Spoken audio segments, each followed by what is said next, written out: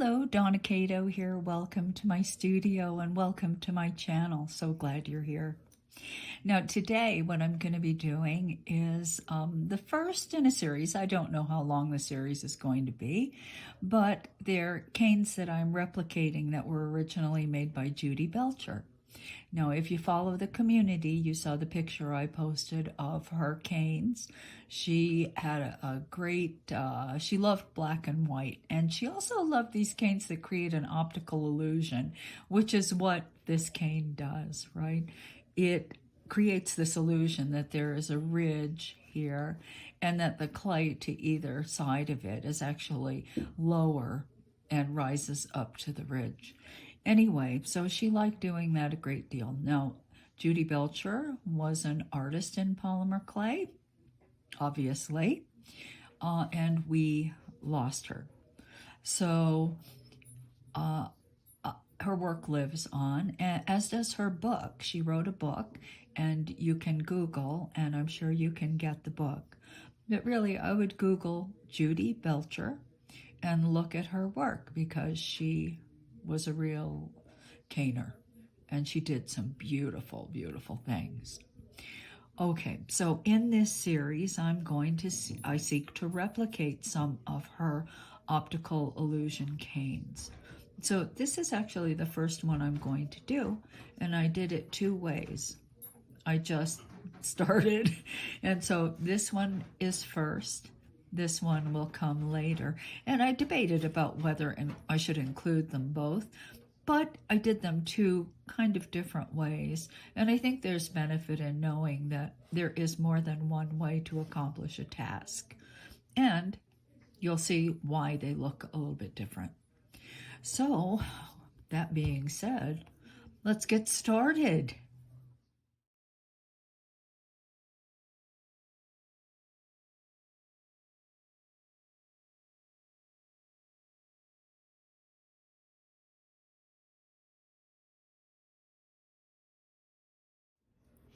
Okay, so this is the first time I'm making that cane. So this will be interesting. I may hit an obstacle or two, but we'll get around them. So I'm going to use 2 packages of black, 2 packages of white. I would like to have a cane that's a little bit larger than the one I made here, which was really made with 1 package of each. Okay, so let me condition these and do our setup. Okay, so I conditioned my white clay in my other machine that I cleaned really well for my white clay. Now, if you read my brief essay in the community on conditioning, remember when I said the clay separates into the wet and the dry components? Well, I want to show you something, because here's what it looks like. Can you see? I cut this open. You can see, like right there, little white areas. Well, that's these components, these ingredients starting to pull away from each other. Now, this isn't too bad, but if it was freshly mixed, you wouldn't see any of this. If the clay were a lot older, then you would see a lot more of it, okay? So when you cut open a block of clay, it tells you things. All right, so now I'm going to condition these, and then I'll be back. Okay, everyone, you know what? I conditioned the black in kind of 2 batches, but I knew it was going to be stiffer than the white. I could tell just by cutting it open. So what I'm going to do is I'm going to work some of this conditioning bar in, and my goal here is, of course, to make this the same softness as the white. I mean, that's the goal, okay? So I'm just going to start with this much in each, roughly, package. Work them in, and let's see where we are then. Okay, so here are my 2 colors, black and white. You know, they're not completely conditioned enough to stick together. So what I'm going to do now is just try to make myself a nice rectangle. Okay. out of each color. It's a white. Let's cut this extra piece off. Flip it around here, fill in that corner. Okay, so that's looking pretty good. Now I'm going to do a basic 2-part Skinner blend setup. I'm not actually blending. But first I've got to cut these so that they are the same size and shape. Let's cut along the bottom this way. Let's cut along the top right here. Let's cut this side like so. And all of these, separate the colors. The longer they stick together, you guys know, the more likely they're just going to stick together forever. All right, now I'm going to cut from one corner to the other, cut straight down through. It's quite a bit of clay I got here. Okay, now let's separate all the pieces. Just separate them like so. That little guy has to go back here. Just like that. And separate this. Let's stack everything up as neatly as we can. Just like that. And just like this. All right. Now, we, as I said, we're not going to blend, make an actual blend. We just want the setup. And here is the basic setup, just like that. Okay, now I need a ruler. Because remember, I have to mix 12 shades of gray. One will be pure white, one will be pure black, and the 10 in the middle are going to be varying shades of gray. How do we achieve that? Simply, well, with a Skinner blend setup.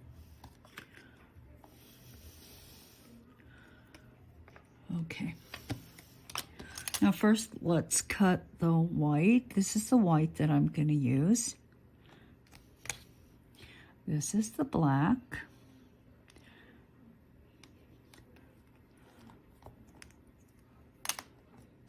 Like so. Now I'm going to take my ruler. Oh, it's almost 4 inches. Oh, okay. Maybe there'll be a little less clay somewhere. And instead of doing 12, I'm cheating. I'm only going to do, well, there's half, 1, 2.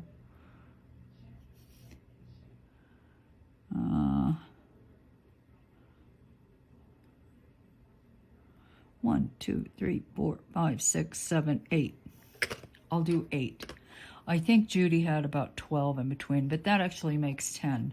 1, 2, and then the 8 in the middle. All right. This is starting to make sense. Now, I'm going to take my ruler and I'm just going to slice along these lines, like so.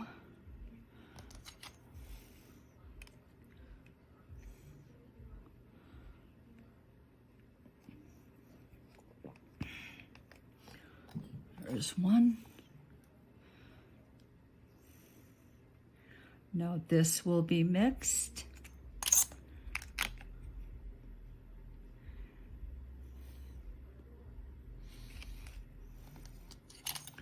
Then this will be mixed, and you can see the proportion of white and black changes with every piece.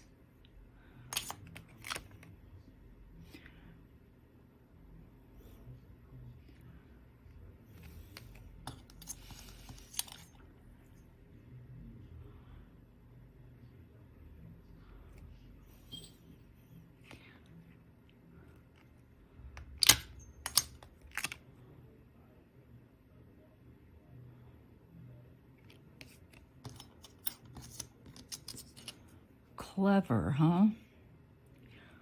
So this is the easiest way to mix and to have the same volume of each shade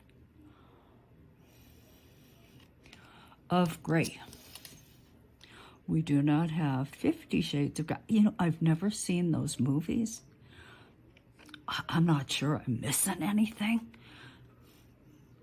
We are going to have 8 shades of gray. Da, da, da, da, da, da.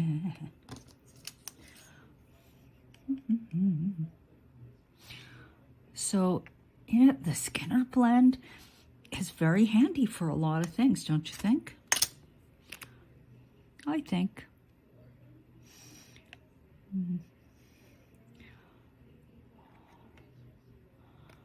All right. Right there, let me cut.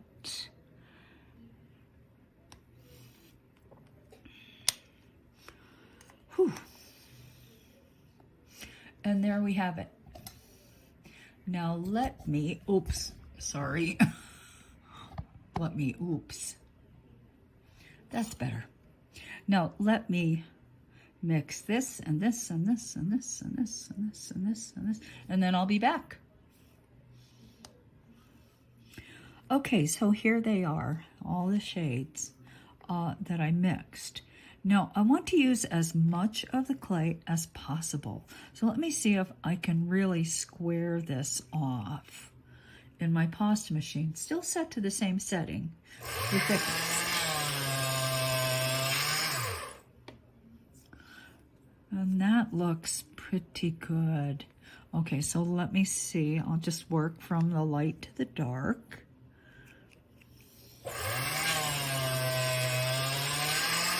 Trying to square it off.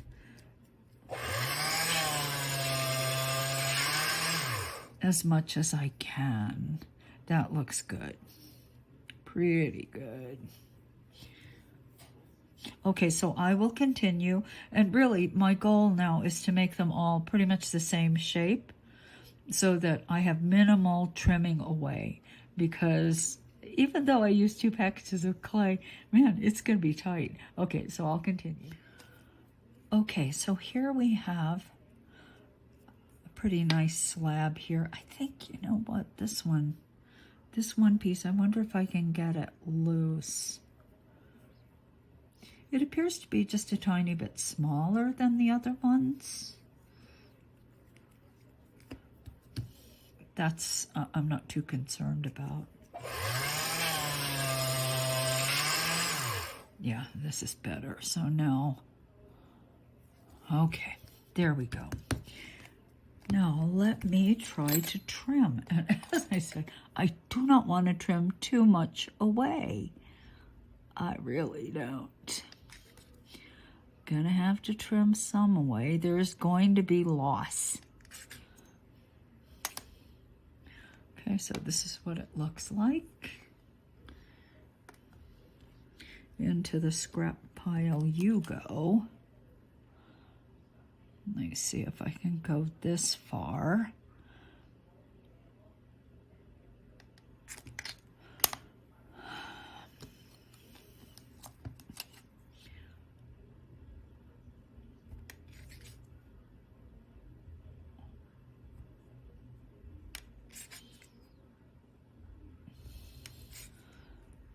Okay.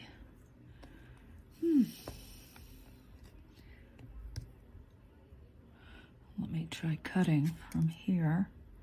Nope, gotta cut further in. Ideally, I go all the way to the point where I have full slices across. Now here, this side isn't the best, but I think as long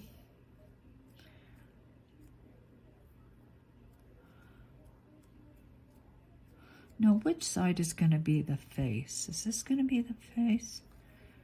This going to be the face? You know what? I just have to trim. Sometimes, you know, you think, oh, I can work around this or that or the other. And, you know, I will say sometimes you can. But sometimes it just means you have lost good cane in the process of trying to save some.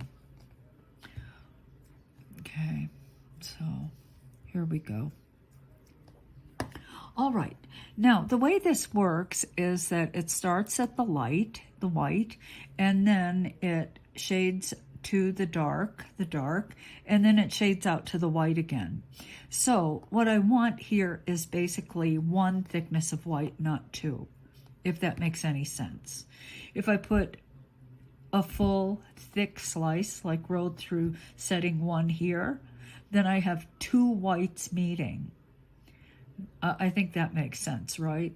So what I'm going to do is I'm going to take more white clay. I'm going to roll it through the pasta machine, let's say through setting 2.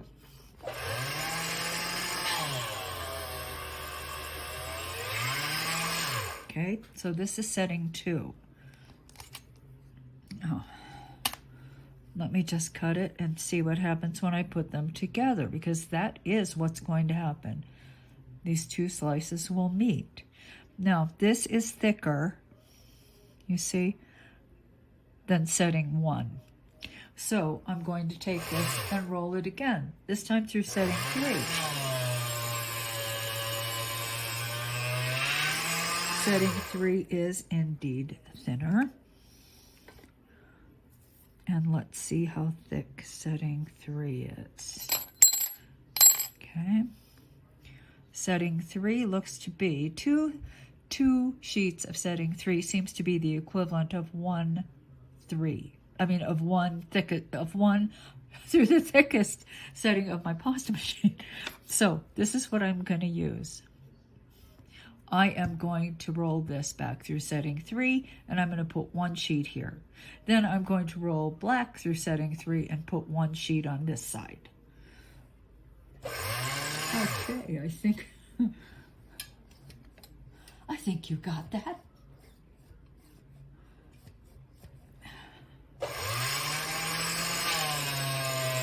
All right, let's do it.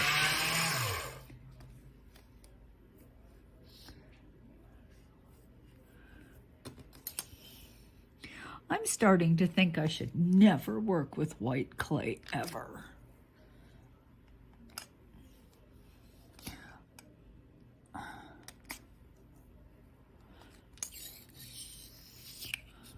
Okay, so that is number 3, so that when they meet, from the light going back down to the dark, it will be the same thickness as every other one. All right, so let me do the black. Let me do the black. In my machine. Come on.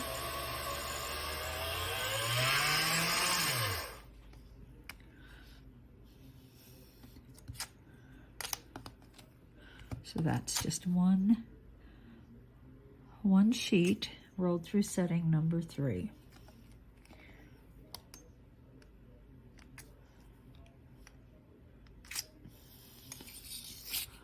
Ta-ta! And here is what we are going to use to make Judy's cane. I will be back in a moment. Let me grab the picture of it. Okay, so here is Judy's cane. You can see it starts light, goes dark, light, dark, light, dark, light, and then the very center is dark. So we need basically 1, 2, 3 light areas, and one end will be light and the other end will be dark. But we need to establish 3 areas where it gets light, 3 where it gets dark. 1, 2, 3. Okay, so how are we going to do that? Well, there are lots of ways of doing that. Well, I can think of 2 ways. One is to actually build it. In other words, take this and cut it so that I actually assemble them that way. Okay, and maybe I'll do that. We'll see. Because the other way is to actually cut it in half and create that one piece, reduce it out, and then put the pieces together.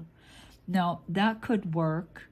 My fear in doing it that way is that the reduction process will make these little lines curve and change. All right?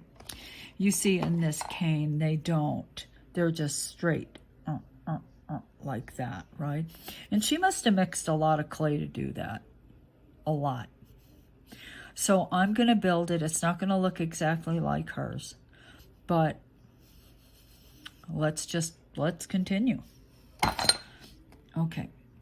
So what I need are 3. So I have to divide this basically into 6 parts. Again, 6 parts. Where's my ruler? Oh, man.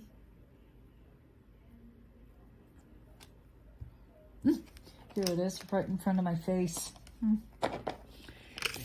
Right in front of my face. Now, this is 2 1/4. Okay, so how would I, I hate math. Okay, let's see if I did 1, 2. Okay, so you guys, you know that I have a problem with math, right? By now, I think you know. So I'm not going to do any heavy-duty math today. And so my cane, I'm just going to show you what I would do. Minus the math. I am going to make adjustments because of my problem with math. Does that make sense? Thank you. I appreciate it. So instead of doing 6, I'm only going to do 4. So instead of having 3 areas where the highlight, it's, 3 highlight areas, I only have 2. Okay?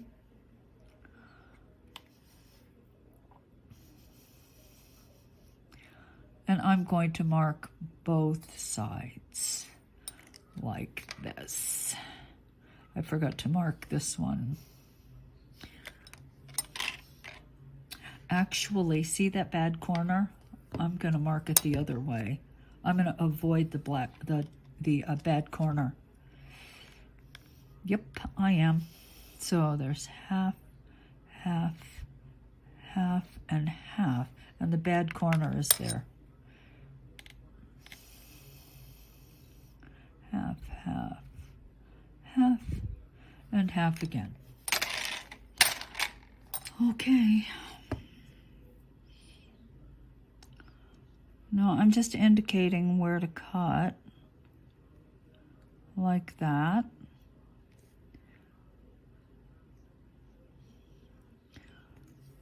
Now I'm going to turn this up on its side.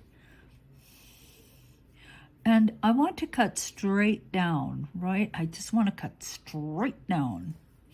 So I'm going to mark it, because if I do not mark where I'm going to cut, I will cut crooked. So I'm aligning this line with the cane. And the cane looks pretty good and pretty straight. So I'm going to follow that line straight down the side. Now let me align the next line like so. And then the next one might be a little easier if I could see through my camera, but I can't. Okay, so here's, and it might be easier if my ruler was a little cleaner.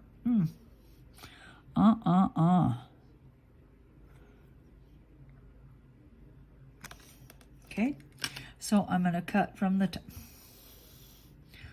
top straight down the side. Now for some reason I'm a little off. Yeah, I'm off. How can I be off?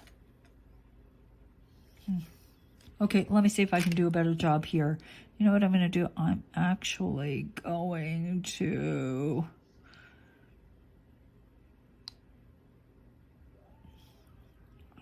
push in on the corner like that, so I know exactly where it is.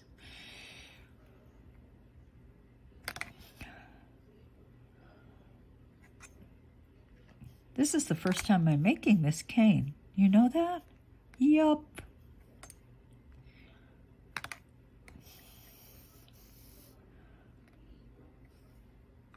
I'm not sure I'm ever going to make this one again.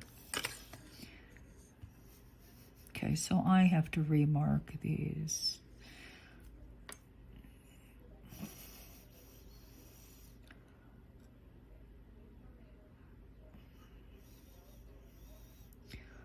Because the goal is not to cut crooked.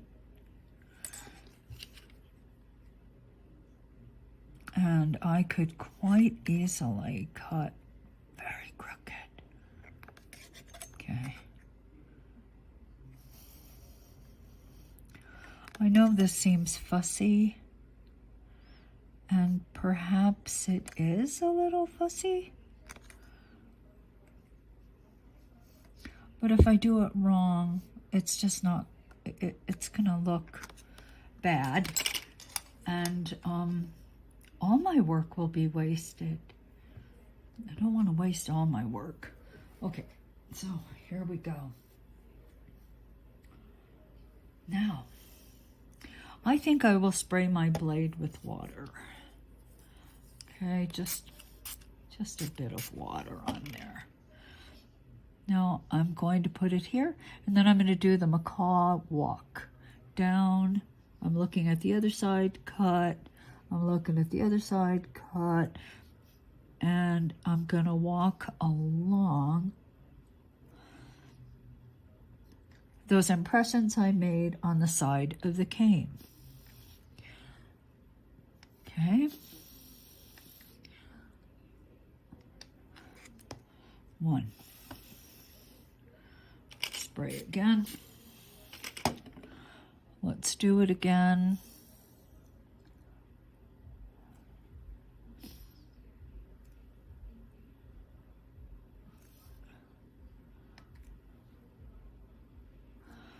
Okay, and I will do the other two, but you don't have to watch me.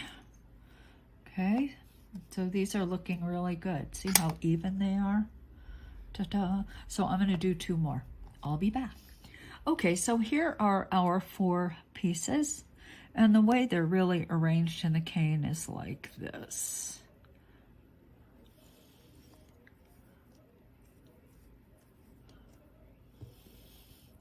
White to white, black to black, just like so. Okay, just like that. Okay, and they're nice and even. So at this point, I'm just going to roll and try to really flatten the surface. You see these little lines in between? Maybe I should have tried to get rid of them or tried a little harder, but that was when I was sheeting. Now, there is a little mistake. It's not going to be exactly like Judy's, because remember, Judy's was like this. So it was an odd number, not an even number. So I was wrong. It wasn't 6, it was 7. but we're not going to do that, unfortunately, because I'm not going to make a whole other slab.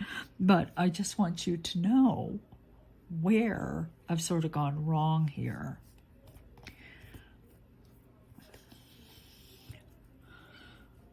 I know you guys, you forgive me. I know you do. I know you do. And I so appreciate that. Truly. You let me hum, you let me hum. You let me make mistakes. Like this one.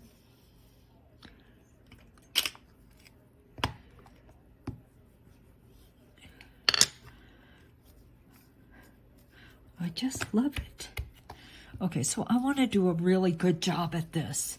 So I will continue rolling and flipping and inspecting, and particularly right here. See that? See, I want that to be smooth. I want the whole thing to be nice and smooth. But you can see what's happening here, right? So I'll be back when I have sufficiently smoothed these sides. Okay, so I decided that I am going to try to make it as it's supposed to be. Now, I got a bad start, right? I did get a bad start. So how can I make this cane more true to the original cane at this point? I'm going to reduce it. I'm going to cut it in half. All right, that will give me 4 highlights because I'll put them back together. I'll show you, but I'm just quickly explaining and trying to set this in my mind. Okay, I'm going to shut up now. I'm going to reduce this, and then I'm going to cut it in half this way.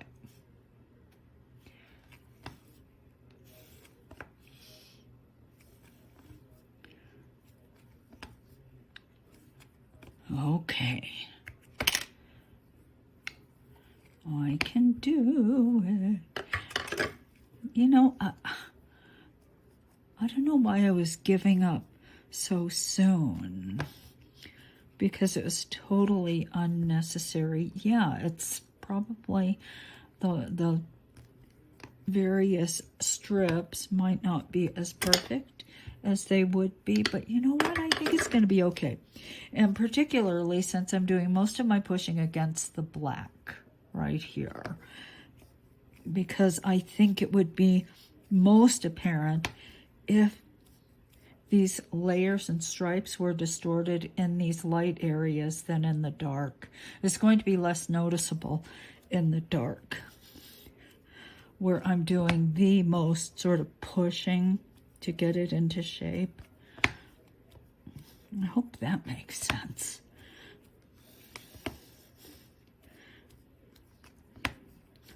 Okay, so of course as I'm pushing, it's getting a little bit thicker in the center. And just a tad longer this way.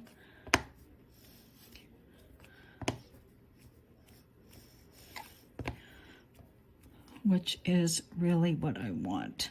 I want a little more length this way to work with. Okay.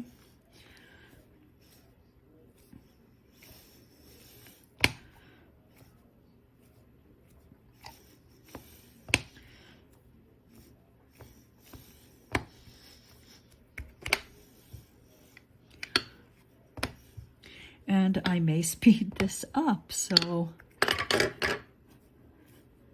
I won't speed up parts where I have something that I think is important for you to know. But at this point, this is simply trying my best to reduce it with minimal distortion in the straightness of the layers. Okay. Not always the easiest, but certainly achievable.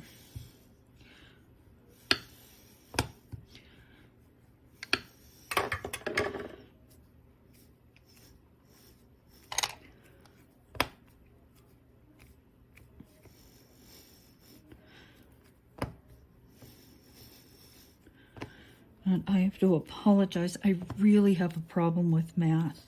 It's, You know, my brain just doesn't seem to function very well with numbers and even time. You know, that is a problem because there are numbers involved.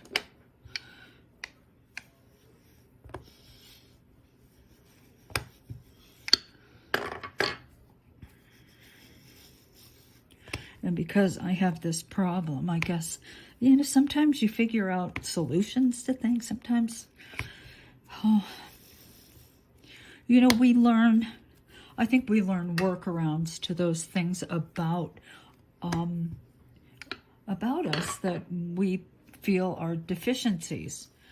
And math is absolutely positively one of the biggest deficiencies in my life.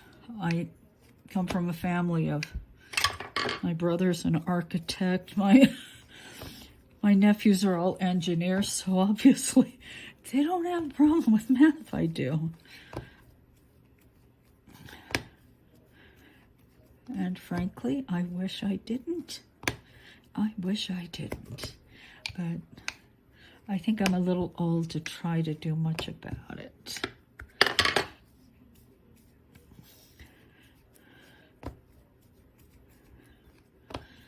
I just need a little more to work with.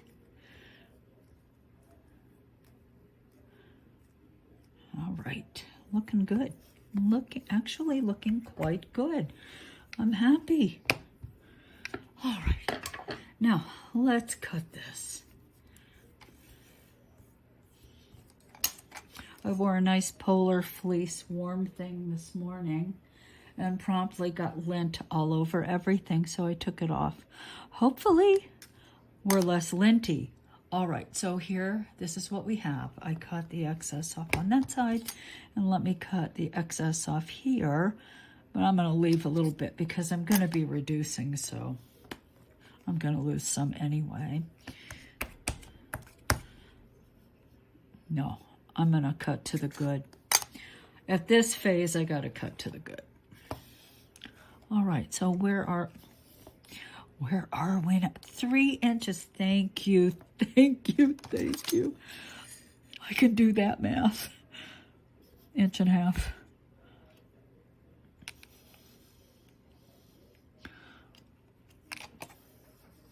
Okay. Now let me cut straight down. I think I can do this. I think I can. Okay, there we go. Good. Now I'm going to put them together this way. Okay. All right. Now we had 3 highlights and lowlights. And then the 2 ends here, well, one end was white and one was black, right? Where it begins curling, it was black, but where it finished off, it was white.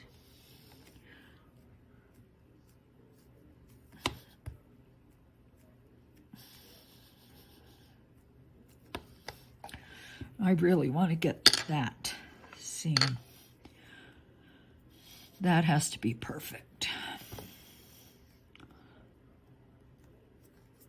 Okay, so let me work on that because that's gonna take some rolling and flipping and rolling and flipping and rolling and flipping. So let me work on that and then I'll be back. But see, you can clearly see there's a gap there. I'm going to do my best to erase that gap. I'll be back. Okay, so I managed to blend this in. You know what? It was a lot of this. Like that, and then pushing down like this, which kind of forced the clay to push against itself where it was not, right?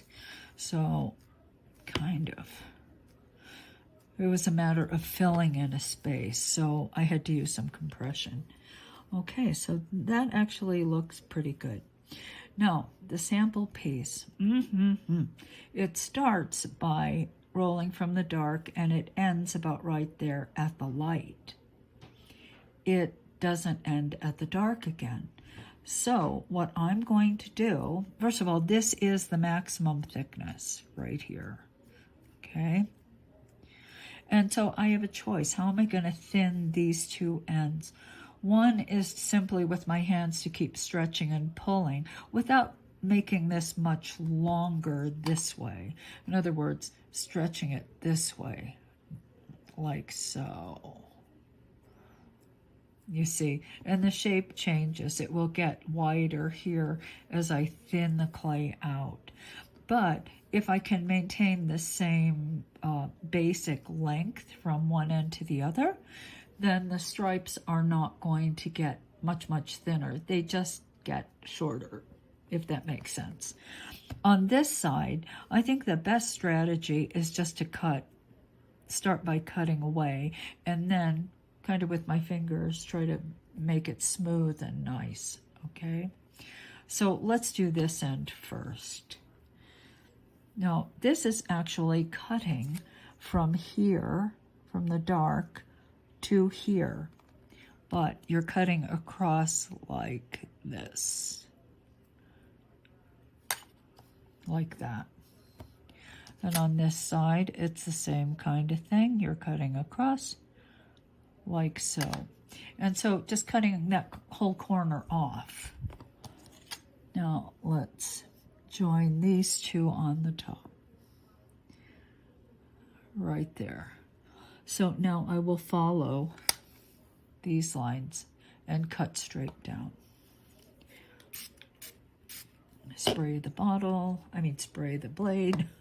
Spray the bottle. Okay, and let's see how this is gonna go.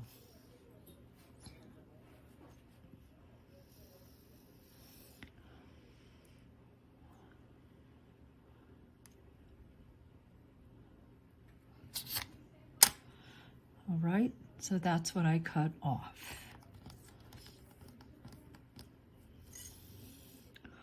Now I can actually make a better cut.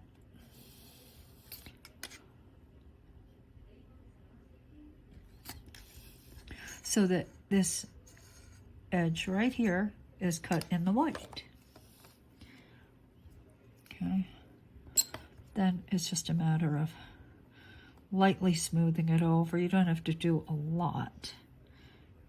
Just lightly smooth it over, like so. Now, you know what? I think I'm going to kind of do the same thing on this end, but I'm just cutting from this white to that black, white to black.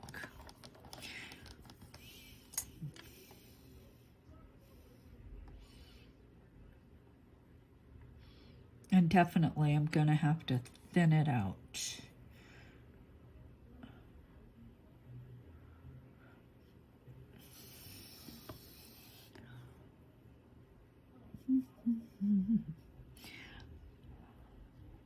Da, da, da, da, da.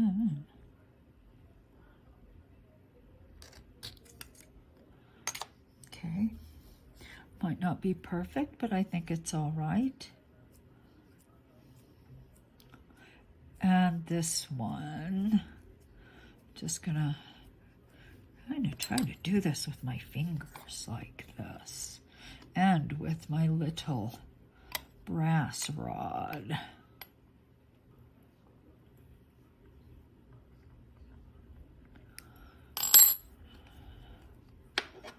Okay, so I will start to roll from here and very tightly, but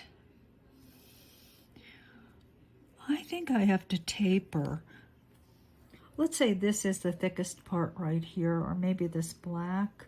What I want to do is taper from maybe the black or somewhere in this area and taper it and thin it so that when I roll it, there's an area that isn't like, it doesn't go from a point to the thickest immediately, if that makes sense. I'm just going to thin it out like this.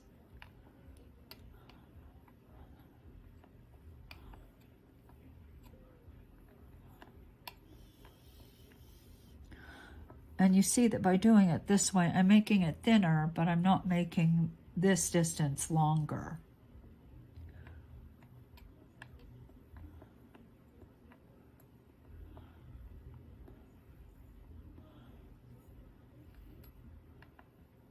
because that really wasn't my goal. I didn't want to make it much longer because Judy's cane had a very kind of tight curve in the center.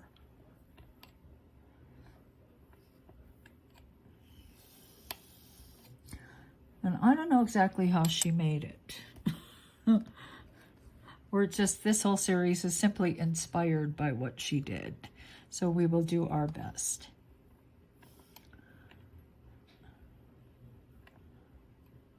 Okay, there we go.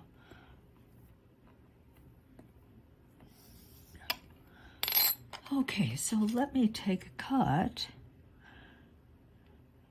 I'm going to try not to cut too much away, but that's what we have so far. And this end is what gets pushed in, and that's the way the spiral begins, okay? Now, I think I have to make this just a bit thinner. As it's, you know, I'm asking this clay to do quite a bit.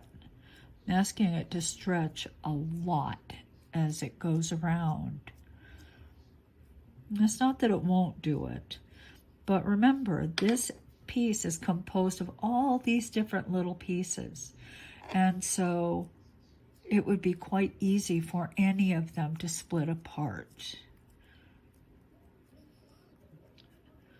So I'm going to give it a little assist just by making it a little thinner, which will be easier for the clay to make around. Okay.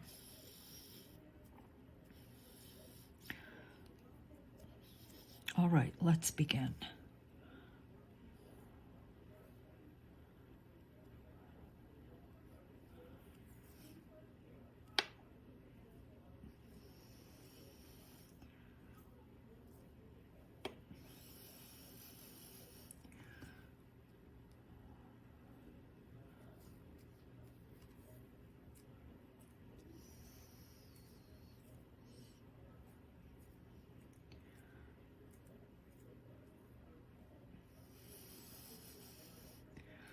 Okay, we're rolling. We are rolling. So, you know, all that smoothing and rolling over it really had a benefit because I think that all these separate layers are now much better stuck together.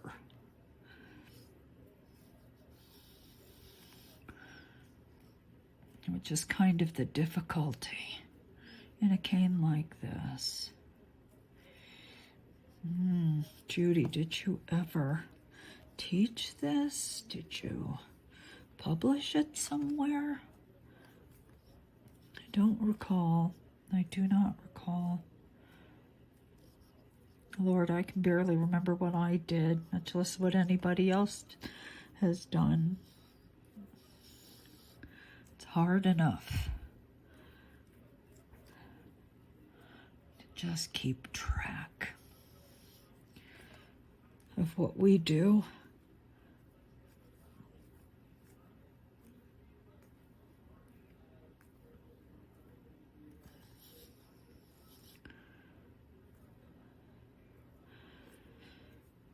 Yeah, and here that clay has to make that corner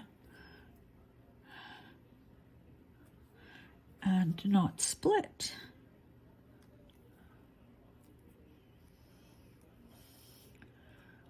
Like that. See, it wants to split. It wanted to split, and at that point it did. I think we can work it back together, though.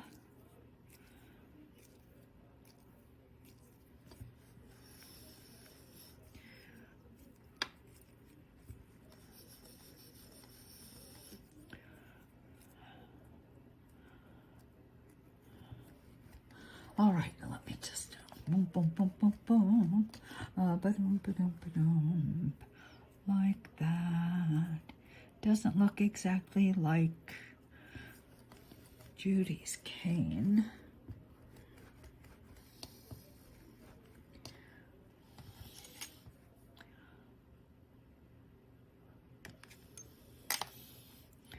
Doesn't look exactly like your cane, Judy. I'm not exactly sure how you did that beautiful cane.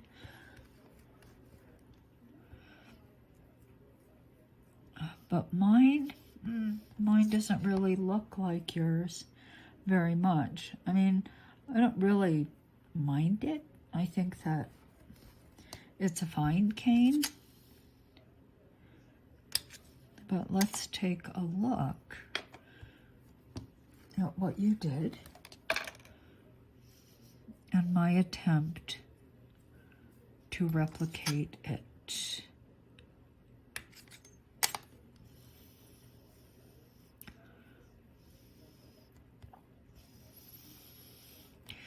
Maybe the next time I make it, I can get closer. Maybe not.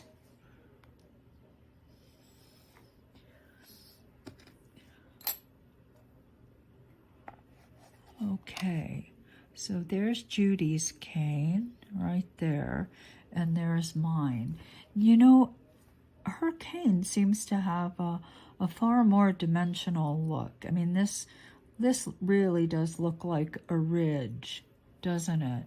Whereas I'm not sure mine, maybe it kind of looks like a ridge, but I think hers looks more like a ridge than mine does. Let's see this side. Going to have to think about why that is, but definitely hers looks much more like a ridge. Let me see something. 1, 2. You know, I think she stretched hers out further than I stretched mine out. Is that possible? Da, da, da, da, da. It is. It's possible. Okay, so anyway, that is cane number 2. Not the most successful, I think. I'm gonna have to work more on this guy. Of course, maybe I'll just walk away and come back and see if my opinion has changed at all. I will be back.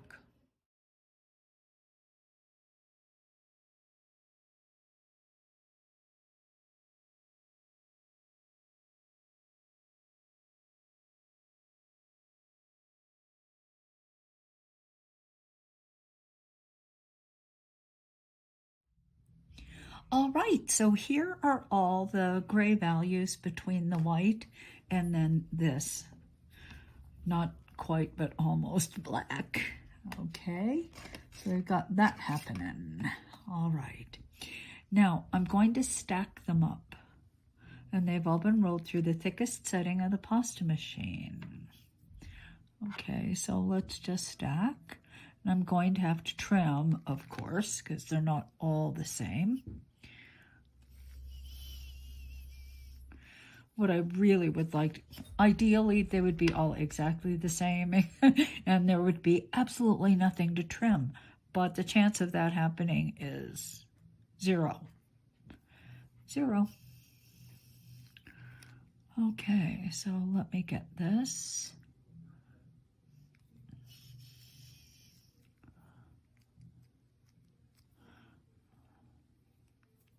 We will do the best we can.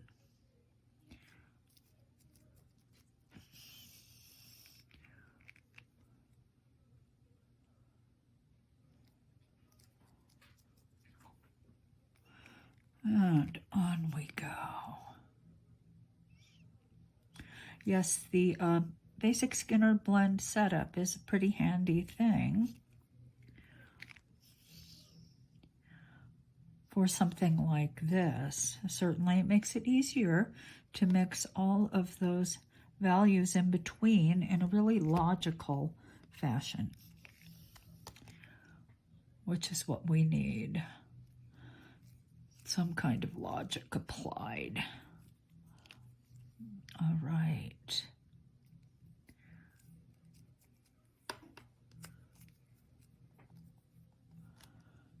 Okay, so here we go. I'm just going to move that, turn it like that.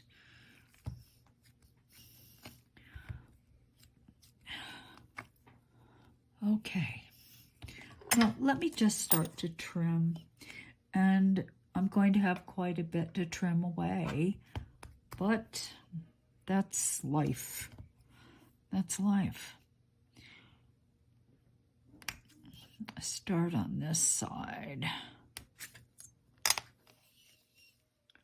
And this is what it looks like. Okay.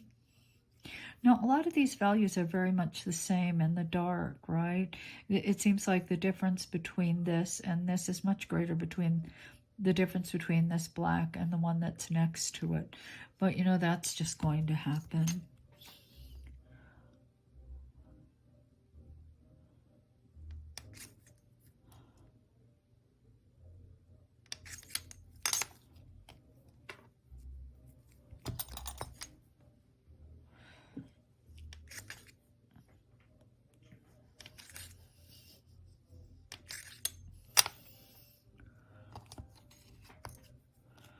All right. Let me trim this side first.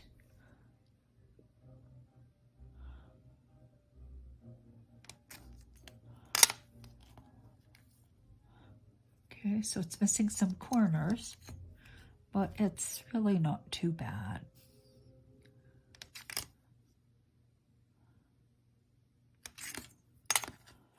All right, so here's my scrap that will turn into black clay again. Okay, so the cane features, it's actually a jelly roll, and it in her cane, it goes from light to dark, from dark to light, and it does that, right? And there are 3 areas of highlight or white. And it actually ends in white, okay? So, now, because there's so little difference between these two, I'm not going to put any more clay on here.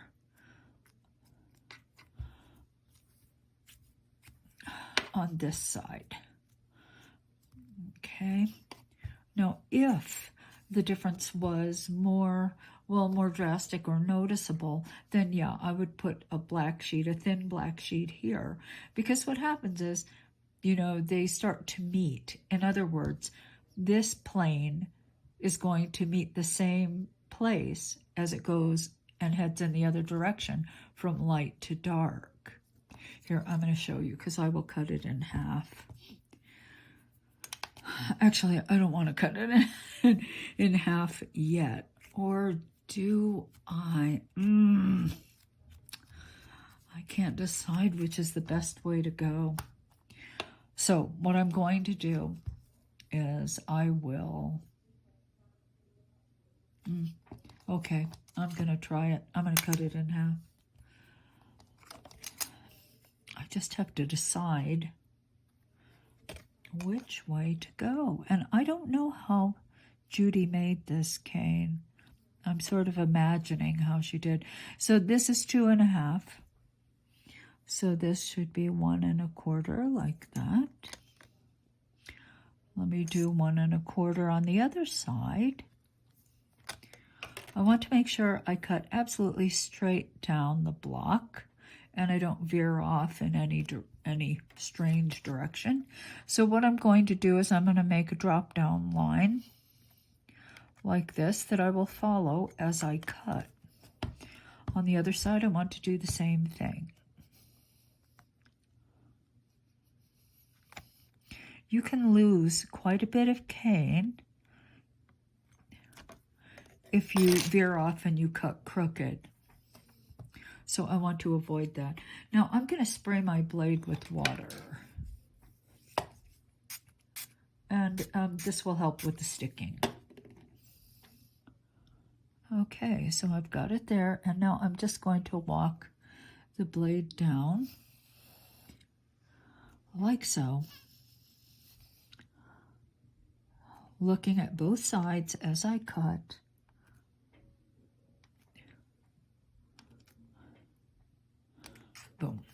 There we go. Okay. All right.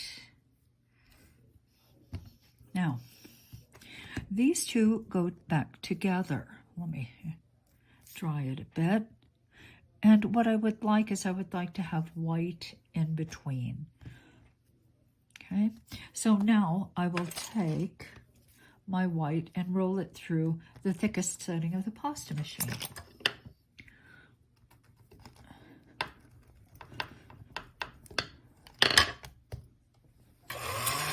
And then I will insert it.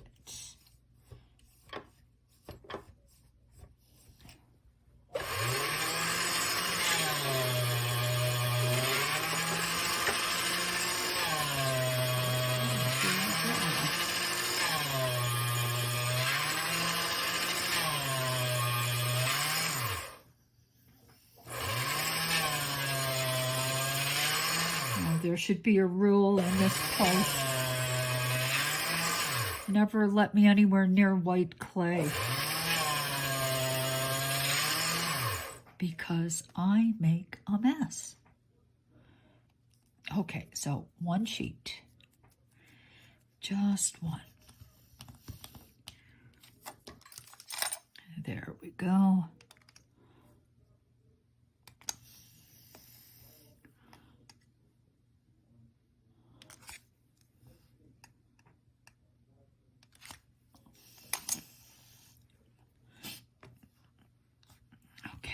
Let's put them together again.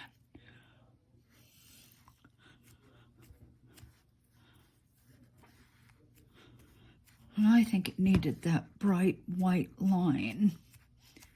I do.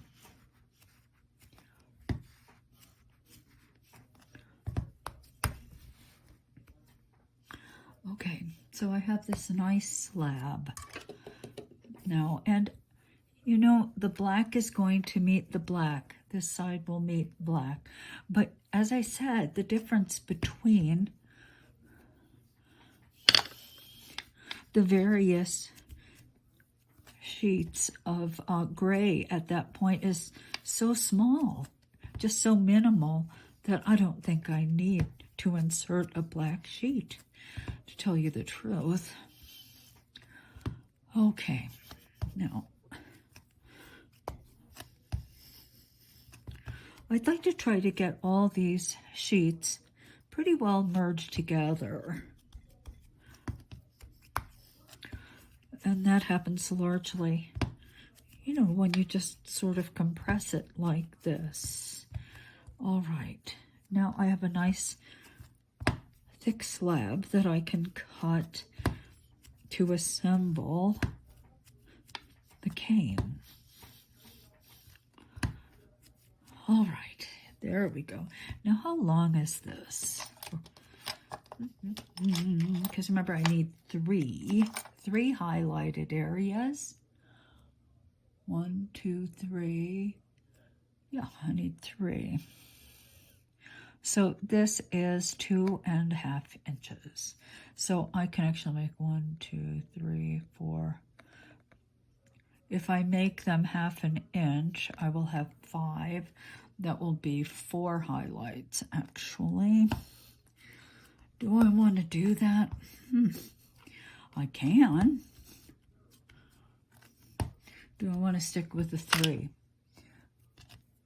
And let's see. Is it a straight 3? Or is it 4? It's 3. Okay, I am going to reduce this just a little bit. And then cut this into thirds.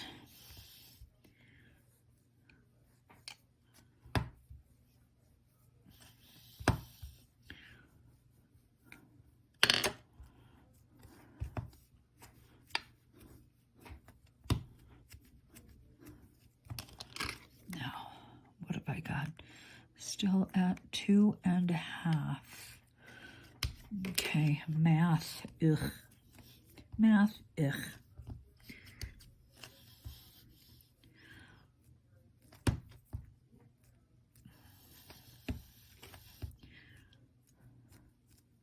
I wish I were better at math. I truly do. I was ruined by new math. I don't know if anybody remembers new math. It destroyed me. Up until that point, I was in like all accelerated math classes and this and that, and then holy Toledo, new math.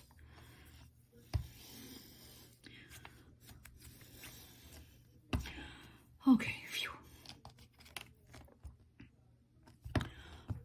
All right, let me cut like this, straight down. Just cut some of this away. Both sides. Just to even it out a bit, like that. And now, let's cut 3 slices. That would be 2.5, so let's say 3/4, 3/4, and 3/4, just like that. Okay.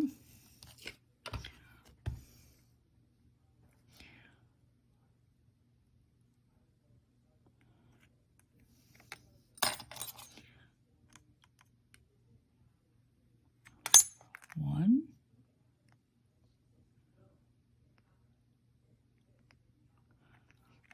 2.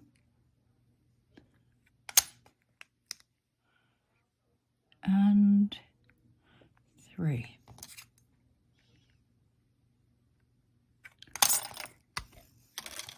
I really love this ruler. I love it. You know what? It's even better when it's clean.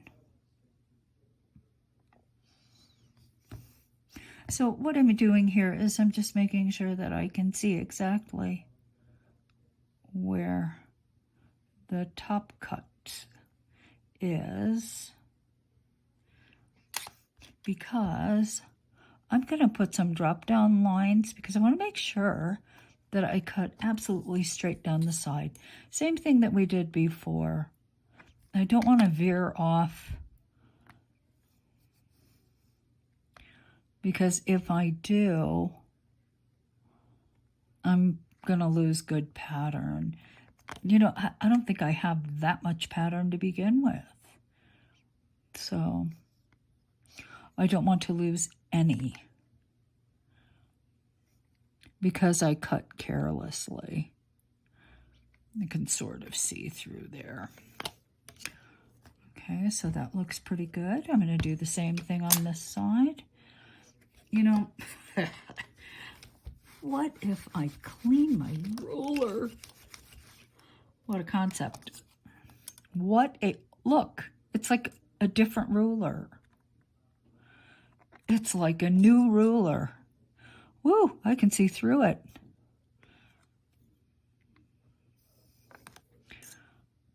I don't have to use the force.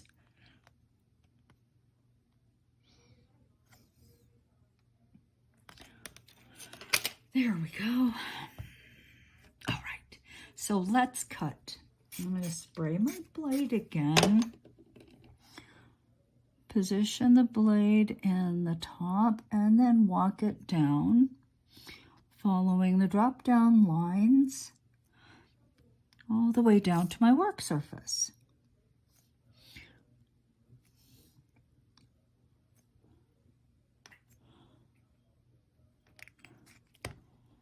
One.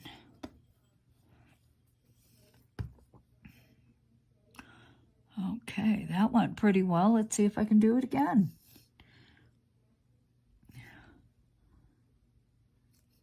Two.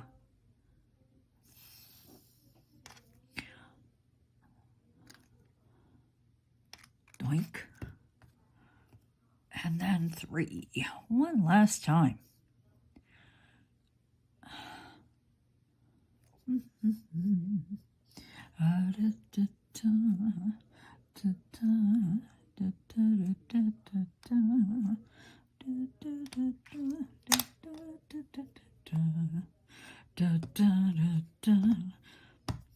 you think?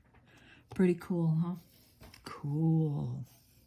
Well, I'm hoping it's cool. I'm hoping. I'm full of hope.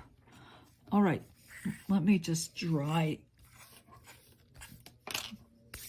to scoot some of this water off. Not a lot of water, but it'd be better not to have it. Okay, so let's put these together like that. Just like this. Okay. Now, I want to join right here particularly well.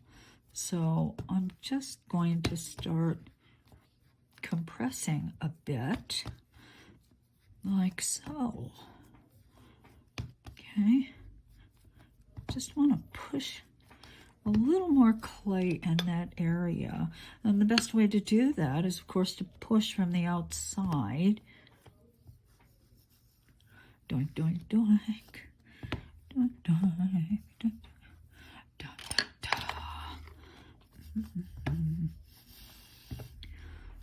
All right.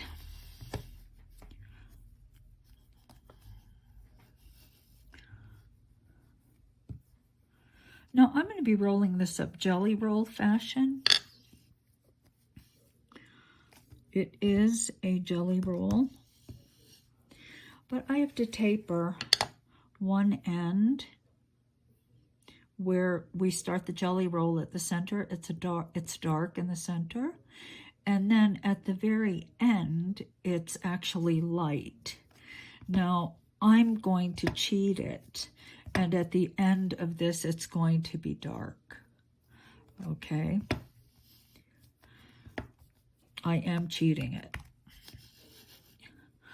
I really honestly don't think it's going to make that much difference. I'm hoping I'm not wrong. Okay. And I have fuzz all over because I'm wearing polar fleece.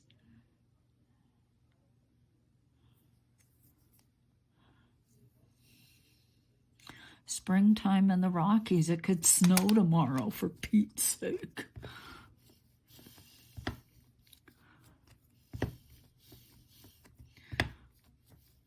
Okay, so let's start tapering. Now, I could cut some off, but I think this time I am just going to taper by pulling it out. Now, bear in mind, I'm not trying to make it longer this way. I'm trying to thin it out by making it wider at the thin parts. Okay? I hope that makes sense. You see, see what's happening here? I'll try to do it this way so you can kind of see as I'm pulling it up and thinning. You see, I'm not actually making it the piece longer. But when you look at it, it looks like I have a hammerhead, right? Like a hammerhead shark or something. But I'm really just trying to reduce it and just make it thinner without making it longer that way. Okay.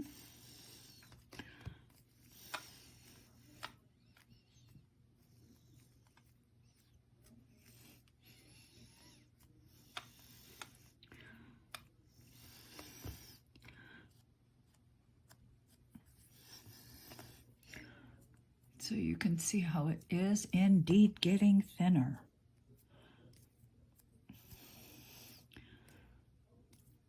Just like that by pulling.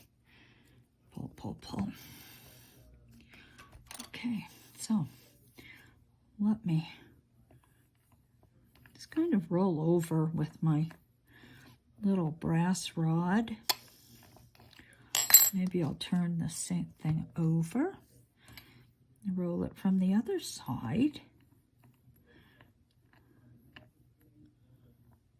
like so. Thin it, thin Well, it looks like a great big fishtail.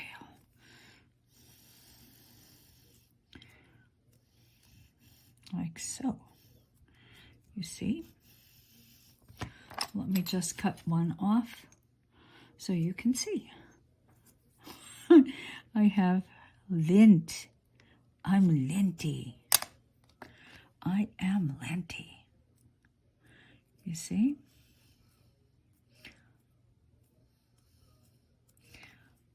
Like that.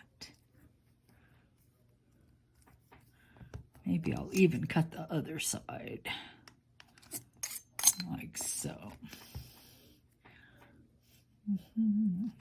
That Louise was not half bad. Da, da, da, da. Da, da, da, da, da, da, da. Da, da, da, da, da. Da, da, da, da.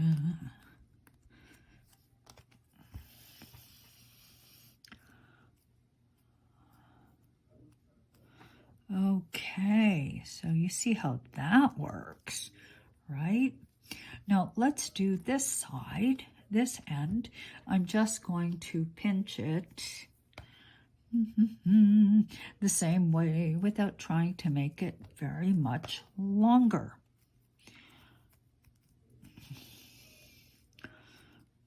Pinch and pull it this way and see it's getting thinner, and we're just gonna pull.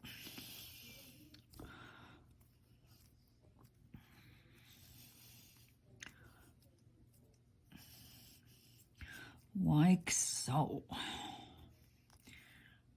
Okay.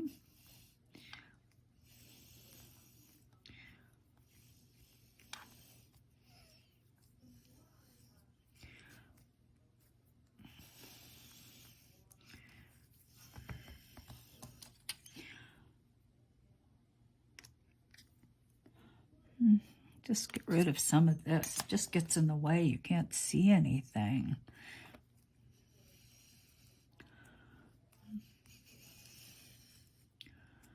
All right. So that looks pretty good. I think I can thin this area a little more, and maybe the thickest part of the cane will be in this area, right? In this area. Now, one of the mistakes I made when I made this cane before, I'm going to try very hard to rectify. If you look at this, see how these lines go like that? Almost like a chambered nautilus kind of thing. That's really not the way the original cane was. These very thin sheets didn't form a direction. This is like a swirl. It's sort of swirling, right? You can see how they're all curved. Well, Judy's cane was not like that. It was not. Each of these were more or less straight. So how do you make them straight? Well, you definitely have to start trying to control the way the clay bends. You can't just start throwing it together and making it curl and expect everything to stay straight. You have to pay a little more attention to it. You have to make sure that they remain straight. Now, this is a little bit more difficult right here. You know, you can see it just wants to curve. And you know what? It's probably going to curve here because that's where we're starting and it's going to be so tight. But this and this, they don't necessarily have to do that. I can more or less control the way this arc is made, primarily by compressing on the inside and stretching on the outside. So I hope that's clear. Compression here on the inside, stretch on the outside, like that. Okay, compression here, stretch on the outside. Compress on the inside, stretch on the outside. Yes, I was just rather careless. I just started curling, and, you know, it's just like, I don't think it would make a difference, but you know what? It did make a difference. It made a difference. Now, as I said, it's not going to operate exactly the same here because I'm expecting this area to really curl tightly.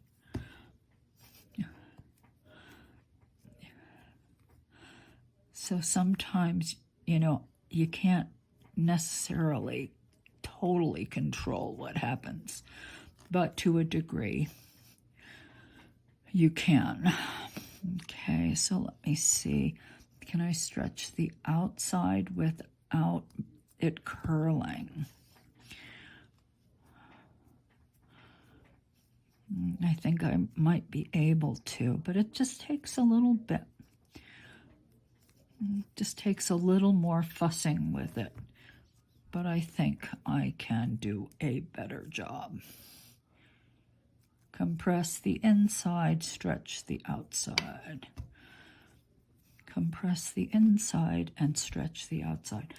All right, so let's see if I can do this and if I can make it look better than the other one. Oh, so disappointed. Disappointed. Yeah, it's not that it's unusable. It's just that I disappointed myself. It happens. Okay. Now let me try to...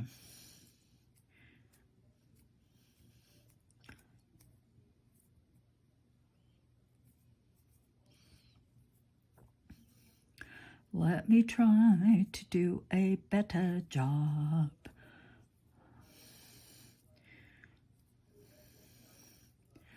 It's not always easy.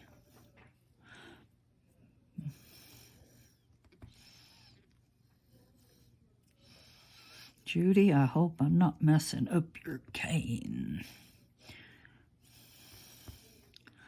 We'll see, huh? We are just gonna see if this version is better than the other. Okay? Now, let me try. Also, I would like to position the highlight in a better place. In other words, I don't want this highlight to fall directly on that one. So if I need to, I will also compress in here so that it lands in a better place.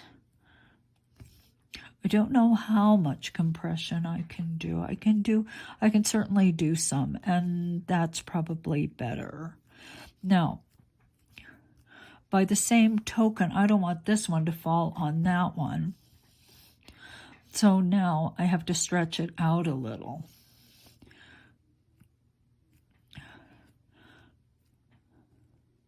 And yes, it may be a bit thinner,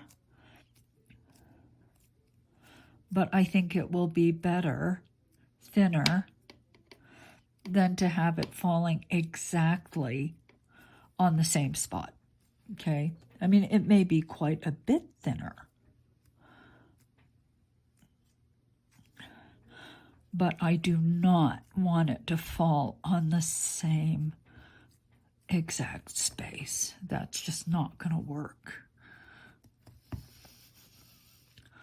And when I did it before, I was rather careless about that. I wasn't paying much attention. I just wrapped it around, and wherever it ended up is where it ended up.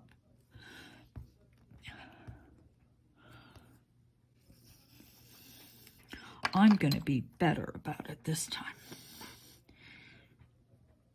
Even if it's thinner. Even if it's thinner. I'm going to make the adjustment so that it looks better. I can make the whole thing thinner to the end. I can do that.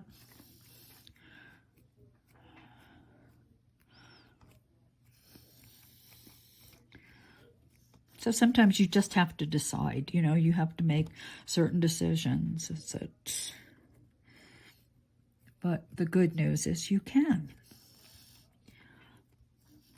You can decide where things may fall. Now, do I like it that way, or do I want it even further?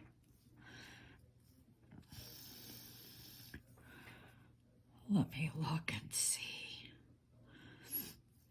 Would I like it further? Maybe just a tad further. Stretch it out just a bit, thin it.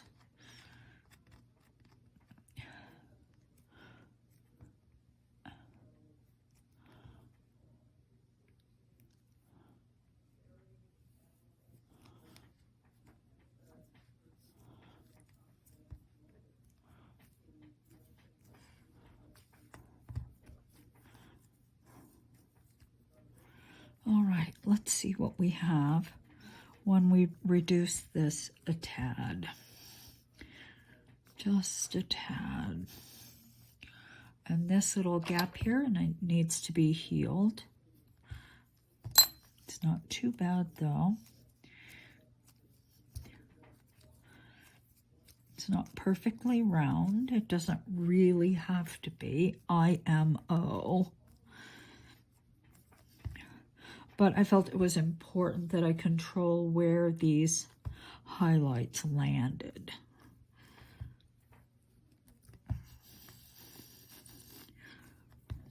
Hi, Ditto. Ditto. Kitty, kitty, kitty. Okay.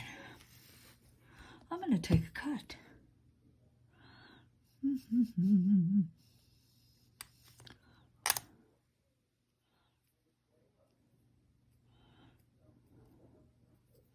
Oh, I like that. See, this has more the quality that Judy's cane had than this. I can tell even in this big sort of distorted end piece.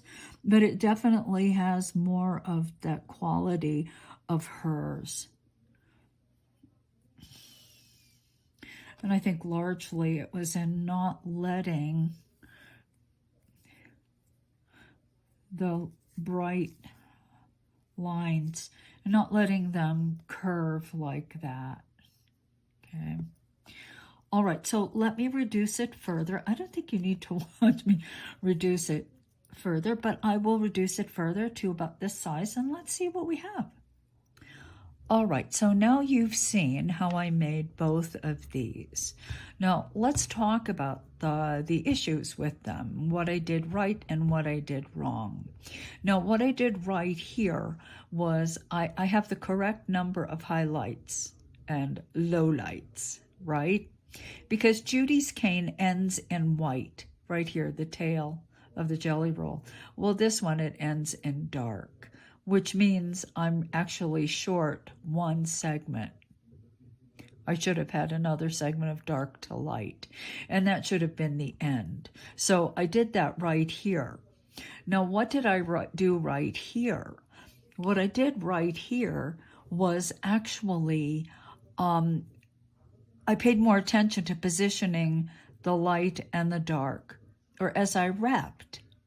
You remember, you watched as I wrapped. I stretched it out a little bit. Wasn't as concerned with the thickness of the wrap as I was with where the light and the dark fall. And that's really, I think, what makes it, what gives it that, that three-dimensional quality. Now, what I did wrong here, or what I think I missed that Judy's cane had, was there were more grays. There were more shades of gray. Even though I had 10 gradients, and here I only had 8, somehow it seems like the grays were not subtle enough. The gradation wasn't subtle enough. And I think that if I paid closer attention and I had made adjustments along the way, that this would look a lot more like hers in through here. Okay? It's just that there aren't enough of those grays so that you see each of the layers very distinctly. Okay. So that I think is pretty much it on these two. If I do this again, I will probably, I don't know, I may do this strategy and do far more careful wrapping as I did in this one. But I wanted to include it to show you that there's more than one way to accomplish a task. And also what the pitfalls might be when you choose one over the other. Okay, I think that's it for a moment. Okay, friends, so, I think that really is it. I'm getting a little paranoid about saying goodbye to you guys because I always come back. So I think I have told you everything I need to about this particular cane. I hope you will Google Judy Belcher and you will take a look at her work. Okay, and I will be doing a few more of her canes, and I think she would like that. So thank you for watching. Have a great day. Until we meet again, I am signing off. Bye.